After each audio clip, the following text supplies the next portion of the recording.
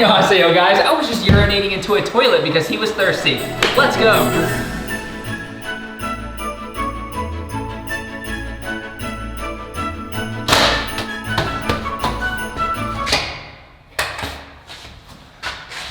I don't have my keys on me. Hey, babe. Hey. Slight problem. I left my keys there, and I locked myself in the stairwell.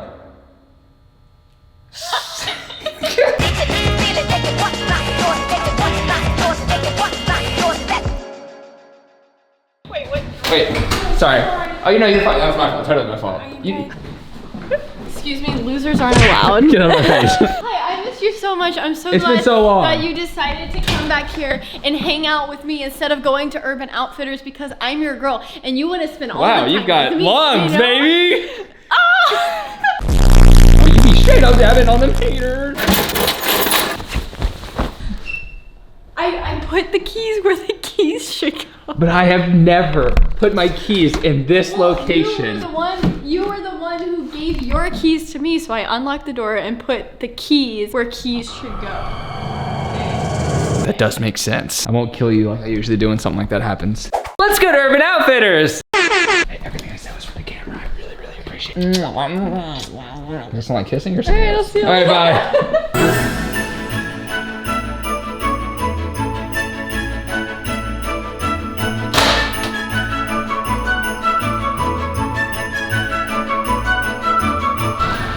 How you doing? There's Jonathan, what? So I'm here for a very, very specific reason. So this might seem really random, but I'm actually here to buy clothes for Texas because I'm gonna go visit Sarah's family. Now, am I nervous about this? Yeah, I mean, I'm traveling across states to go visit my girlfriend's family. I think that would scare anyone. And with my company, Progress Daily, it's getting crazier and crazier. The designs are getting a lot more elaborate. So I'm trying to find a middle ground. Urban Outfitters has things that are a little more modest for families that might not be used to seeing craziness. All right, so tell me if you think these are family friendly. How's that? That looks pretty good, actually. The shirt's a little long. Maybe with a jacket? Hey, okay. I think this is family friendly and totally freaking sick looking. Yeah, this is definitely the move. But I feel like we should change the top one more time. How's that? Okay, we got the button up. And if we put on a sweater with this? Okay, the perfect amount of swag and family friendliness. Family friendly John. It's a beautiful day in this neighborhood. And if you're looking for overkill, you know I'm here for you.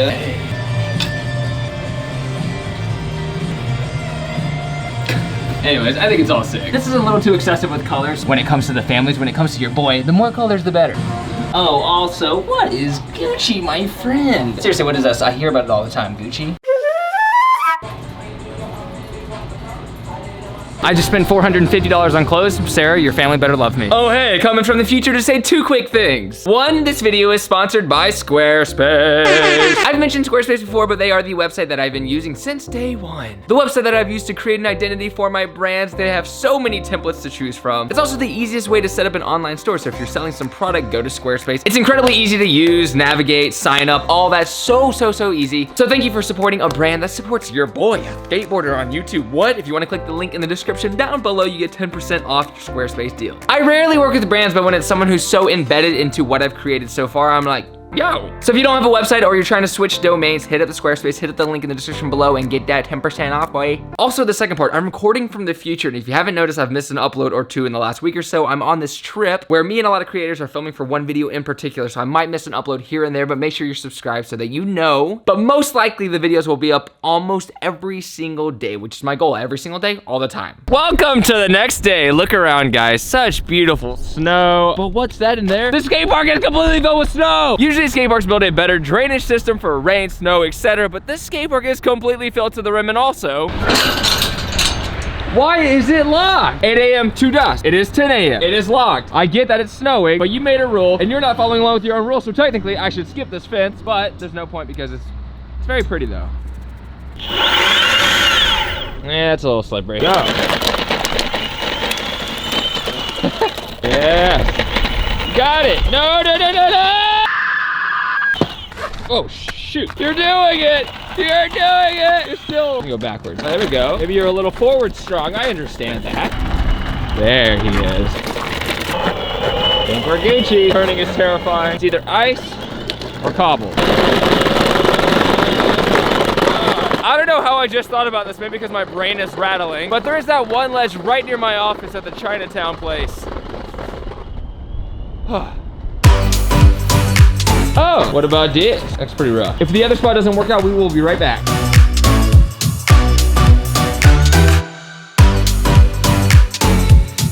Oh no. No! I'll be honest, this is kind of a nightmare. I'll take anything I can get right now, anything. Yo, Brooklyn Bridge, we're just at the spot. I dream the dream and This might be perfect. Honestly, if there's not something here to skate, then there's nothing to skate anywhere. Yeah. God, I have so much to carry. Oh my God, they must have just put this here. I'm strong, God. We made it. We're here, don't worry. Everybody calm down.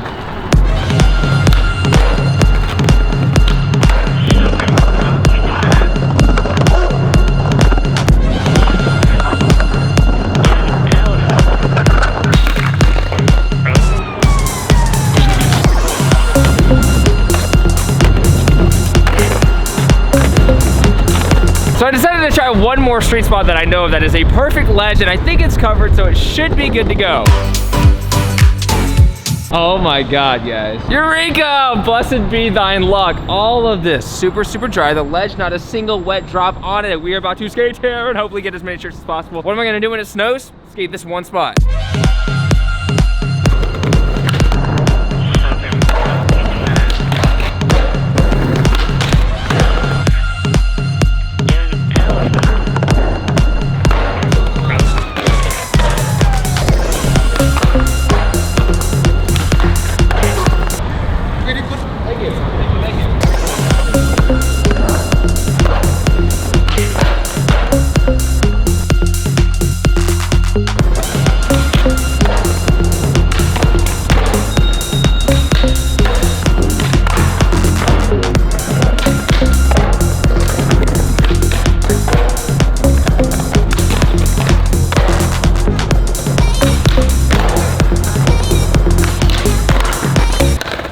So one thing I randomly wanted to try, the reason I wanted a ledge so wide, is to try to do a caveman dark slide. I feel like it's kind of hard on low ledges like this, but I feel like I could do it. The only dark slide I've ever done is this one. John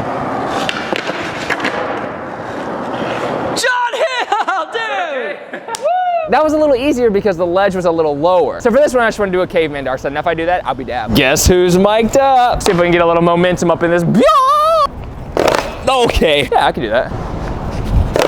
Oh yeah, I can do that. Wait, did you guys want it? Wait, what was that? Say I won't. Right here, for your face, for your nostrils. Subscribe if I landed this try, what? Oh my dad.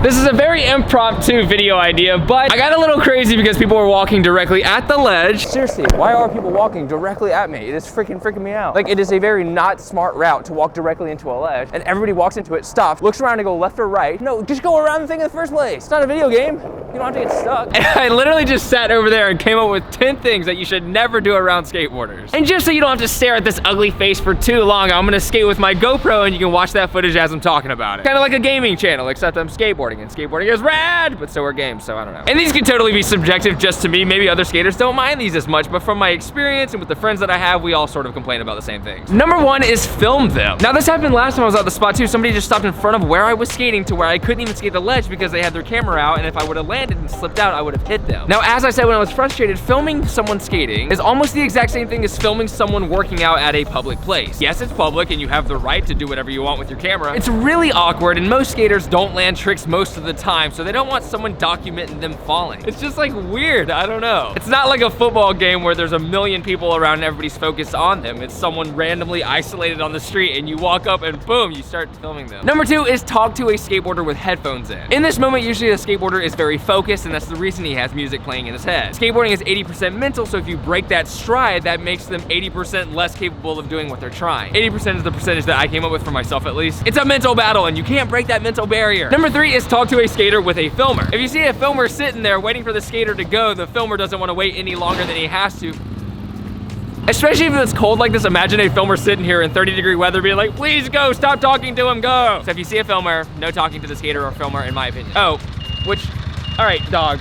You know, which is actually number 4, don't talk to a filmer. Filmers and skaters, they're doing something, they're working on something. You know what, Number 5 is walk in between a filmer and a camera. Wait, filmer and a skater. Usually they're in close proximity, so this is difficult, but I've seen it happen all the time. It happened to me all the time. They would literally be filming me like this and some dude would walk out in front of it. I don't know how that's possible. And I would say the same thing when someone sets up a camera tripod, since that's more popular nowadays. Try not to walk in front of their footage in case they're trying to get a time lapse or something like that, but if they have their camera randomly in a public place obnoxiously, then of course it's not your fault to walk in front of the camera. It makes no sense. Just try to gauge the situation and do what you best can with it. The premise to all these rules is just have common sense. And also with every rule, you can break them if you want, who cares? This is just what I find to be respectful for the person skating. Number 6 is do something loud, like a loud activity, like jump around and scream and bang things and make a lot of noise. This might be for the younger crowd out there, but I feel like a lot of people try to be loud and obnoxious because skateboarding seems loud and obnoxious and it's like your way to fitting in with them. It's really just really distracting. That might just be advice for everyone. Don't make a lot of noise around people in public because it's distracting. Number 7 is stand in the crossfire. Standing in the crossfire means that there's a specific spot and you see the direction that the skater goes each time. Try not to be specifically in the part that he's going. So if I'm skating this ledge right here, clearly I go this way and this way. There's a skinny area between here and here that I'll be skating back and forth. I feel like it's pretty easy to gauge where this, hey, how you doing? What's your name? Number 7, don't ever interrupt a vlog. I'm just kidding, I'm kidding. So you get it, crossfire, no standing, blah, blah. Number 8 is watch.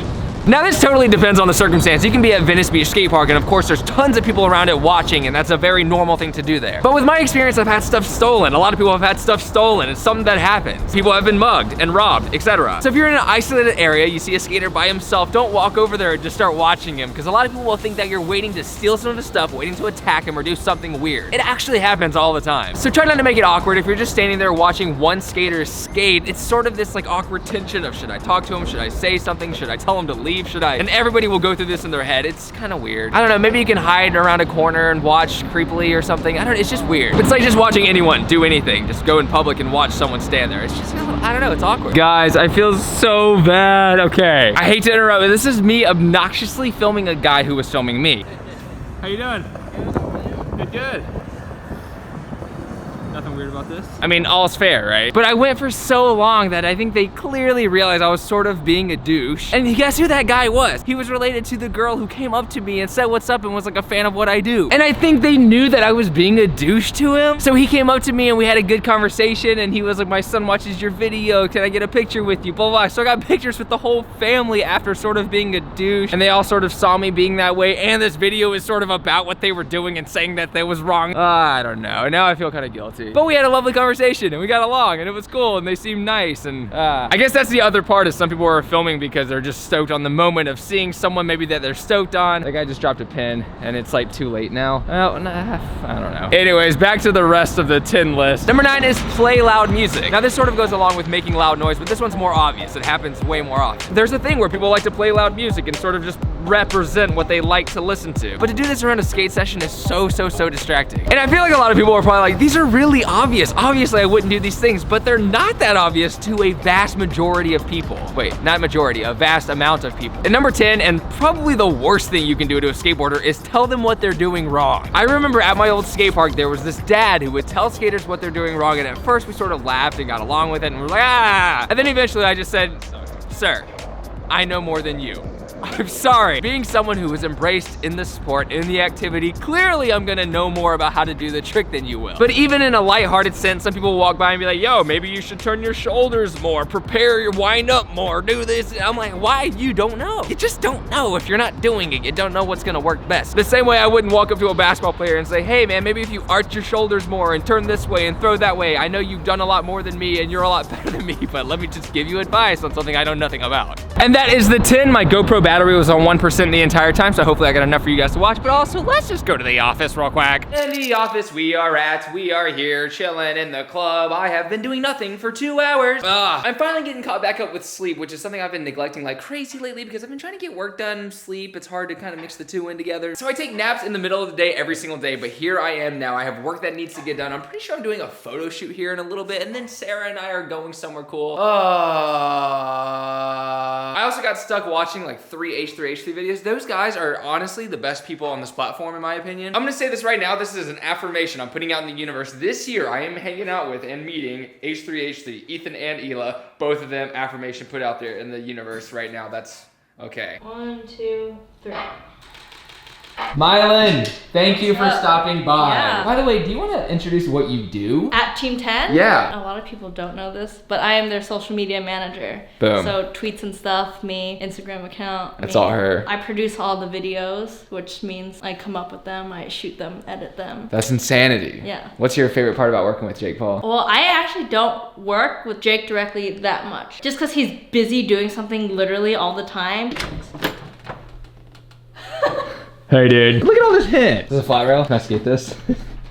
I don't know if you can see this, but there's a guy in front of Beam right now just waiting for Casey. Okay, I was keeping this vlog going because I thought Sarah and I were gonna go on this little adventure, but it's now 8 p.m. We have to eat dinner and relax and chill, and that's when I gotta get the day started for tomorrow. I planned the night before. But one thing I wanted to mention, when it comes to YouTube, I don't really talk about, I feel like it's too meta to talk about YouTube as a platform while making a YouTube video for people out there on YouTube watching YouTube. It's strange, but a lot of people are actually interested in this subject because I found out today that 70% of kids nowadays want to be YouTubers or influencers when they grow up. I think influencers is like a really weird term and I'm not into it, but YouTubers. And hanging out with someone tonight who's so in tune with Team 10 and then someone else who's so in tune with what Casey Neistat's doing, it's so interesting to hear about how that all works. Team 10 is such an intelligent business, even though a lot of people hate, of course, the content or the people behind it, but the business sense of what they're doing is insane. Last night, Jake Paul shouted out someone on the team with 700,000 subscribers and said, let's get him to 1 million. And in one day, he got up to 1 million. On a smaller scale, Casey Neistat did the same thing with Sam Sheffer, who you saw at the end just now, and said, let's get him past 100,000, and he got him up 60,000+ subscribers already in 24 hours. There are a lot of people who will never be seen because they don't collaborate on YouTube, but then there are other people who have just sort of built an audience regardless. I feel like Peter McKinnon is a really good example of someone who just had pretty much no help and grew to 1 million subscribers in less than a month. And a lot of my day, I mean a lot of my day focuses on how to grow YouTube, how to make videos that people care to see, how to work on this business. I mean, I just want to be outside and film all day and skate, and that's what I think of it as, but it is also my means of living, so I have to put a lot of focus on it on that side of it. And a lot of people out there who watch my videos who recognize me know that I collaborated with so many people in the past. My first year of YouTube, I probably did about 100 collaborations with people like Andy Schrock, Braille all of the time, Sam Tabor, every skateboarder I would collaborate with all the time. And how often do you see me do that nowadays? Yeah, like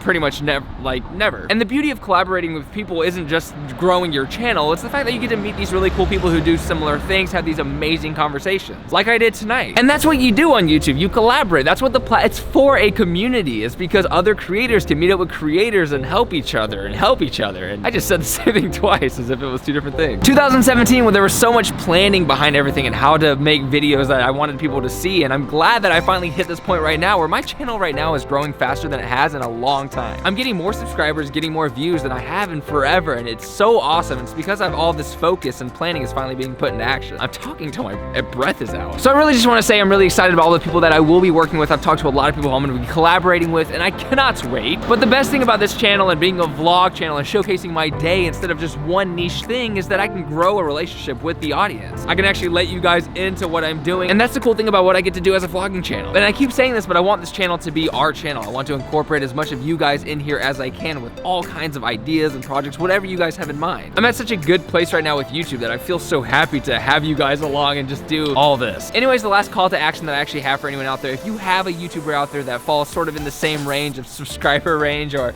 does something cool that you like or you think that would work well with me, let me know in the comments below. I'd love to hear some recommendations for people who you want me to reach out to, who you'd be like, what? Crazy collaboration, John Hill and this guy, this is so weird. Or this female, this anyone, this dog. I know it's a long rant at the end. Sorry, I get freaking caught up in these things and I talk and talk and talk. But guys, I just want to say, I'll see you tomorrow for another video because I do these videos every single day. Be sure to subscribe, like these videos, do all that stuff. If you want to watch the videos, if you enjoy them, they're coming your way every single day. So don't you dare worry about that. Guys, love you so much. Progress daily and keep killing it.